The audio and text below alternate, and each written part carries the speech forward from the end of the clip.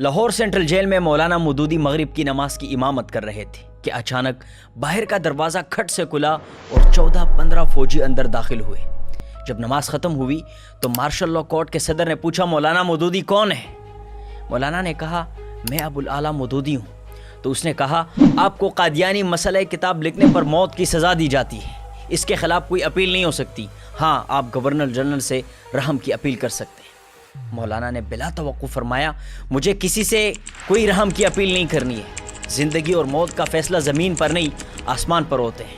اگر وہاں پر میری موت کا فیصلہ ہو چکا ہے تو دنیا کی کوئی طاقت مجھے موت سے نہیں بچا سکتی، اور اگر وہاں سے میری موت کا فیصلہ نہیں ہوا ہے تو دنیا کی کوئی طاقت میرا بال بھی بیکا نہیں کر سکتی۔ کوئی آدھ گھنٹے کے بعد ہیڈ وارڈن اور ان کے ساتھ کچھ دوسرے لوگ آئے اور انہوں نے کہا، مولانا مودودی صاحب تیار ہو جائیں، وہ پھانسی گر جائیں گے۔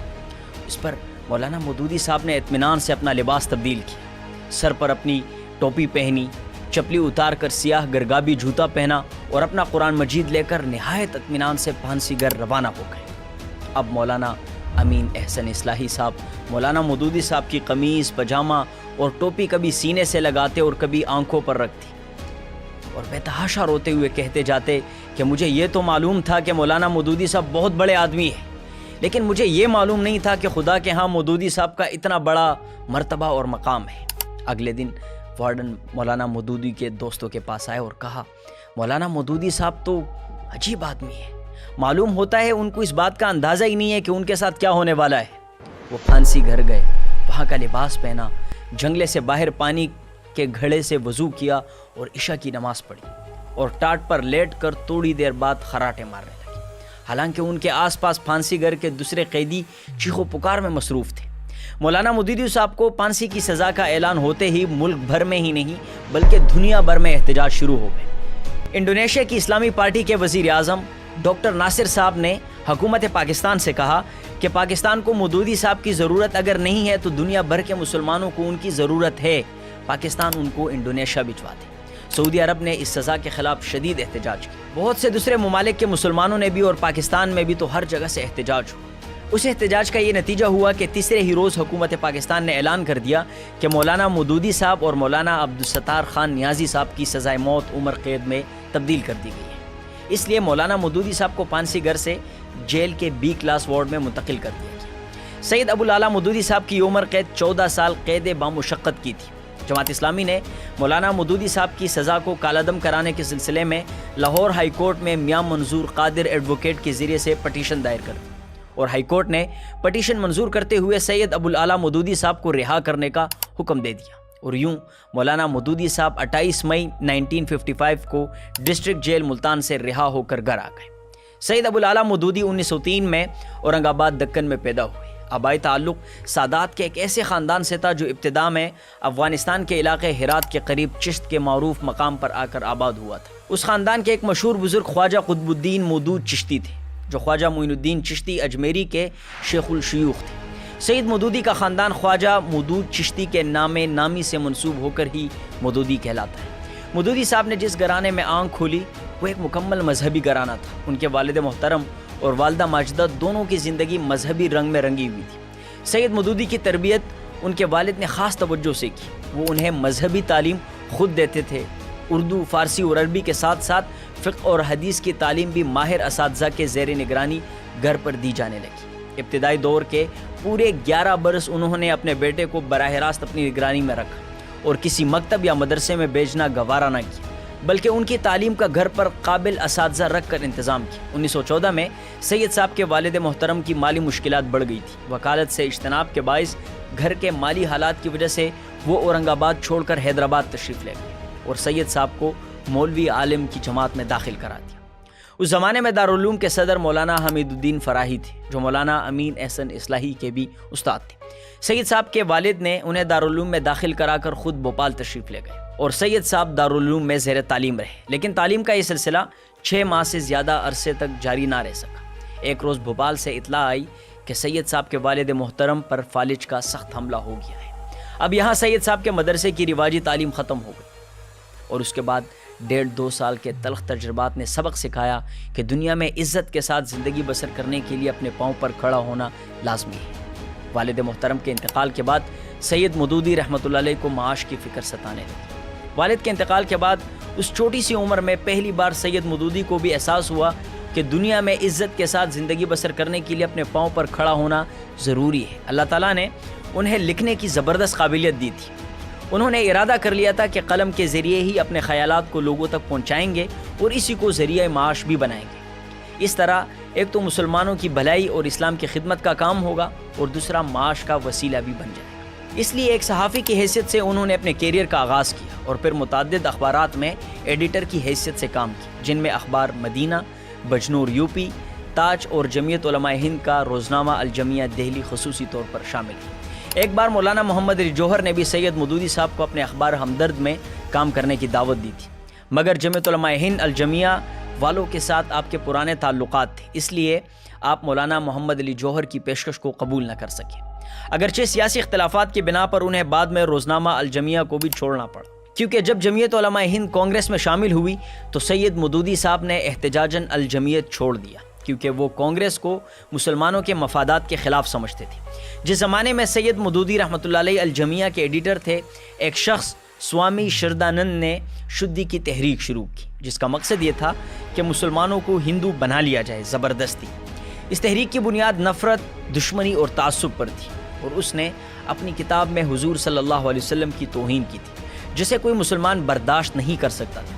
اس لیے کسی مسلمان نے غیرت ایمانی میں آ کر سوامی شردانند کو قتل کر دیا۔ اس پر پورے ہندوستان میں ایک شور برپا ہو گیا، ہندو دین اسلام پر حملے کرنے لگے اور اعلانیہ کہا جانے لگا کہ اسلام تلوار اور تشدد کا مذہب ہے۔ سید مودودی صاحب اس صورتحال پر بہت رنجیدہ تھے، ان کے دل میں اسلام کی محبت اور مسلمانوں کا درد بھرا ہوا تھا۔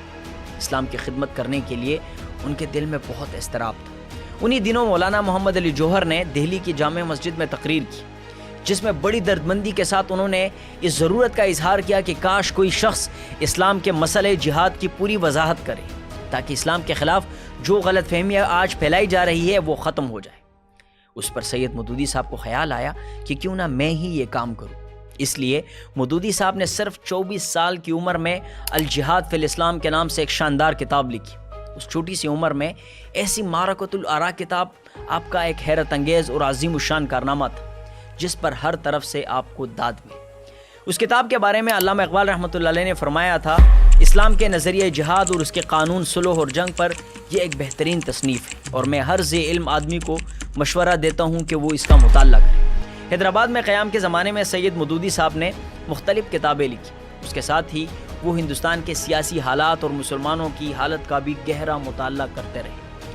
اس دوران وہ قوم کی اصلاح کی مختلف تدبیروں پر بھی مسلسل غور کرتے رہے۔ آخرکار انہوں نے اصلاح قوم کے مقصد کے لیے 1932 میں حیدرآباد سے رسالہ ترجمان القرآن جاری۔ مسلمانوں کی بھلائی کے لیے وہ جو کام کرنا چاہتے تھے، ان کے ذہن میں اس کی ترتیب یہ تھی کہ پہلے مسلمانوں کے ذہنوں سے مغربی قوموں کی نقالی اور مرغوبیت، یورپ کے خیالات اور ان کے طور طریقوں کا زور توڑا جائے، پھر ان کے ذہنوں میں یہ بات بٹھائی جائے کہ اسلام ایک مکمل ضابطۂ حیات ہے جو زندگی کے ہر مسئلے میں انسان کی رہنمائی کرتا ہے۔ رسالہ ترجمان القرآن مسلمانوں میں بہت مقبول ہوا اور اس نے ایک تحریک کی شکل اختیار کر لی، جو بعد میں جا کر جماعت اسلامی کی بنیاد کی وجہ بنی۔ اور بالآخر 26 اگست 1941 کو سید ابو الاعلیٰ مودودی رحمۃ اللہ علیہ نے اپنے 74 دوستوں، اپنے ہم فکر ہم مزاج دوستوں کے ساتھ مل کر جماعت اسلامی کی بنیاد رکھی۔ پارٹی کا موقف واضح تھا کہ اسلام ایک مکمل ضابطۂ حیات ہے اور اسلامی تعلیمات کا سیاست اور ریاستی امور سمیت زندگی کے تمام معاملات میں اطلاق ہونا چاہیے۔ سید مودودی کی علمی اور سیاسی فکر صرف پاکستان میں ہی نہیں بلکہ دنیا بھر میں اس کے اثرات مختلف تنظیموں کی صورت میں دیکھنے کو ملے۔ اگر میں یہ کہوں کہ مودودی اسلامی تحریکوں کے روح رواں ہے تو شاید غلط نہ ہو، کیونکہ ان کی فکر، تقریر و تحریر نے جماعت اسلامی ہند، جماعت اسلامی بنگلہ دیش، تیونس کی انادہ، مصر کی اخوان المسلمین، ترکی کی رفع، سوڈان کی الحرکت الاسلامیہ، امریکہ اور کینیڈا میں Islamic circle of Jamaat Islami کو جنم دیا۔ جماعت اسلامی پاکستان کی پارٹی میں ٹرننگ پوائنٹ اس وقت آیا جب ڈاکٹر اسرار احمد، امین احسن اصلاحی اور ارشاد احمد حقانی جیسے بڑے نام مودودی سے دور ہو گئے اور جماعت اسلامی کو چھوڑ دیا۔ اس کی وجہ اختلاف رائے بنا۔ مودودی صاحب کا ماننا تھا کہ اب ہمیں انتخابی سیاست میں حصہ لینا چاہیے، جبکہ ڈاکٹر اسرار احمد اور دیگر لوگوں کی رائے تھی کہ اس کو خالص اسلامی تحریک رہنا چاہیے، اور پھر یہی اختلاف رائے جدائی کی وجہ بنی۔ سید ابو الاعلیٰ مودودی رحمۃ اللہ علیہ ایک سیاسی، علمی، فکری شخصیت تھی۔ انہوں نے اپنے قلم کے ذریعے پوری دنیا میں ایک انقلاب برپا کر دیا ہے۔ مودودی صاحب نے الجہاد فی الاسلام کے بعد ترجمان القرآن، پردہ، مسئلہ ملکیت زمین، سود، اسلام اور جدید معاشی نظریات، تنقیحات، تفہیمات، قرآن کی 4 بنیادی اصطلاحیں، سنت کی آئینی حیثیت، اسلامی تہذیب اور اس کے اصول و مبادی، دینیات، خطبات، تفہیم القرآن اور خلافت و ملوکیت جیسی شاہکار کتابیں لکھی۔ ان تمام کتابوں میں علماء کرام کو تفہیم القرآن میں کچھ جگہوں پر شدید اختلاف ہے۔ تفہیم القرآن اچھی تفسیر ہے، لیکن اس میں بعض مسئلے مودودی صاحب مرحوم نے امت کے خلاف لکھے، اللہ ان کی مغفرت فرمائے۔ اور اس کے ساتھ خلافت و ملوکیت نے دنیا بھر میں ایک ہنگامہ کھڑا کر دیا۔ ہر طرف سے مولانا پر شدید تنقید ہوئی۔ لوگوں نے فتنہ مودودیت کے نام سے سید صاحب کے خلاف مہم شروع کر دی، اور بعض لوگوں نے یہ نعرہ بھی لگایا، 1 مودودی 100 یہودی۔ یہ نعرہ کیوں لگا، تنقید کیوں ہوئی؟ وجہ صرف ایک تھی کہ مودودی صاحب نے اپنی کتاب خلافت و ملوکیت میں حضرت عثمان رضی اللہ تعالیٰ عنہ کے حوالے سے اپنے قلم کی تیزی دکھائی اور صحابہ کرام کے لیے غیر محتاط انداز اپنایا۔ اس معاملے میں مجھے مولانا مودودی صاحب سے شدید شکایت ہے اور شدید رنج ہے۔ اکثر لوگ کہتے ہیں کہ خلافت و ملوکیت اپنی اصل شکل میں موجود نہیں ہے، اور یہی بات مفتی طارق مسعود صاحب نے بھی کی ہے۔ اسلامی والے اب جو خلافت و ملوکیت چھاپ رہے ہیں، یہ وہ نہیں ہے جو مولانا مودودی نے لکھی تھی۔ انہوں نے اپنے بزرگوں کی کتابوں سے خلافت و ملوکیت کو سمجھنے کی کوشش کی ہے۔ مفتی صاحب اور انجینئر کی رائے بالکل مختلف ہے۔ مودودی صاحب ایک محقق تھے۔ انہوں نے بہت ہی آسان الفاظ میں سمجھایا کہ خلافت ملوکیت میں کیسے کنورٹ ہوئی۔ چونکہ وہ ایک لکھاری تھے تو غلطی کی گنجائش ہو سکتی ہے، کیونکہ غلطی ان سے ہوتی ہے جو کام کرتے، جو کام ہی نہیں کرتے ان سے کیا غلطی ہوگی۔ لیکن یہ حقیقت ہے کہ خلافت و ملوکیت اپنی اصل شکل میں نہیں ہے، بہت ہی کم جگہوں پر ایڈیٹنگ ہوئی ہے۔ اس کو آپ نیگیٹو لو یا positive, it's up to you, لیکن جماعت اسلامی کے اس کام کو سراہنا ہوگا، کیونکہ انہوں نے ثابت کر دیا کہ جماعت میں اندھی تقلید کی کوئی گنجائش نہیں ہے، اور یہی چیز جماعت کو اسٹرانگ بناتی ہے۔ مولانا سید ابو الاعلیٰ مودودی رحمۃ اللہ علیہ کا انتقال امریکہ کے شہر بفلو میں اس ہسپتال میں ہوا جہاں ان کے بیٹے جناب ڈاکٹر احمد فاروق مودودی ملازم تھے، اور علاج کے لیے انہیں وہاں لے کر گئے تھے۔ لیکن کچھ عرصے بعد مودودی صاحب کا ہسپتال میں انتقال ہو گیا۔ 22 ستمبر 1979 کی تاریخ تھی جب جناب ڈاکٹر احمد فاروق مودودی نے بفلو سے نیو یارک کے لیے ان کی میت کو چارٹرڈ طیارے کے ذریعے منتقل کی۔ مولانا کے اہل خانہ بھی ان کی میت کے ساتھ نیو یارک پہنچے۔ نیو یارک ایئرپورٹ پر ایک بڑی تعداد میں مسلمان جمع ہوئے اور مولانا سید ابو الاعلیٰ مودودی رحمۃ اللہ علیہ کی نماز جنازہ ادا کی۔ وہاں جنازہ پڑھنے والے لوگوں کی تعداد اتنی زیادہ تھی کہ ایئرپورٹ کے جس ایریا میں نماز ادا کی گئی وہ جگہ ناکافی ہوتی گئی، لوگ بڑھتے گئے، اس طرح 6 مرتبہ نماز ادا کی گئی۔ اس کے بعد وہاں پر لکڑی کا تابوت جس میں میت لائی گئی تھی، ایئرپورٹ والوں نے اس کو اپنے کارگو کیبن کے مطابق دوبارہ بنانے کو کہا، اور پھر دوبارہ وہاں نیا تابوت بنانا پڑا۔ اس کے بعد میت کو لندن کے ہیترو ایئرپورٹ پر لایا گیا، جہاں پر پورے یورپ سے ہزاروں مسلمان مولانا کی نماز جنازہ کے لیے جمع تھے۔ چنانچہ وہاں نماز جنازہ ادا کی گئی۔ اس کے بعد لندن سے کراچی لایا گیا۔ کراچی میں دوسرے امیر جماعت اسلامی پاکستان جناب میاں طفیل محمد صاحب کی امامت میں لاکھوں افراد نے نماز جنازہ ادا کی۔ 24 ستمبر 1979 کو عصر کے وقت لاہور لایا گیا اور مولانا سید ابو الاعلیٰ مودودی رحمۃ اللہ علیہ کی رہائش گاہ اچرا منتقل کر دیا گیا، اور نماز عشاء سے اگلے دن صبح 10 بجے تک لوگ ابو الاعلیٰ مودودی رحمۃ اللہ علیہ کی آخری زیارت کرتے رہے۔ کئی لوگ یہ کہتے سنے گئے کہ صبح تک ان کی باری نہیں آ سکی۔ صبح 10 بجے 25 ستمبر 1979 کو مولانا سید ابو الاعلیٰ مودودی رحمۃ اللہ علیہ کے جسد خاکی کو قذافی اسٹیڈیم لاہور لے جایا گیا، جہاں کم و بیش 25 لاکھ افراد نے علامہ مولانا ڈاکٹر یوسف القرضاوی رحمۃ اللہ علیہ کی امامت میں نماز جنازہ ادا کی، اور پھر ظہر کے بعد سید ابو الاعلیٰ مودودی رحمۃ اللہ علیہ کو پارک اچھرا میں ان کی رہائش گاہ کے لان میں سپرد خاک کر دیا گیا۔ مودودی صاحب اس دنیا سے رحلت کر گئے، لیکن ان کی فکر، سوچ، تقریر و تحریر لاکھوں لوگوں کی زندگیوں میں انقلاب پیدا کر رہا ہے۔ دن بدن ان کے ماننے والوں کی تعداد بڑھ رہی ہے۔ دوستو، یہ ویڈیو اگر آپ کو پسند آئی ہو تو ہمارے چینل کو سبسکرائب کریں ایسے ہی اور انفارمیٹیو ویڈیوز دیکھنے کے لیے۔ بہت شکریہ۔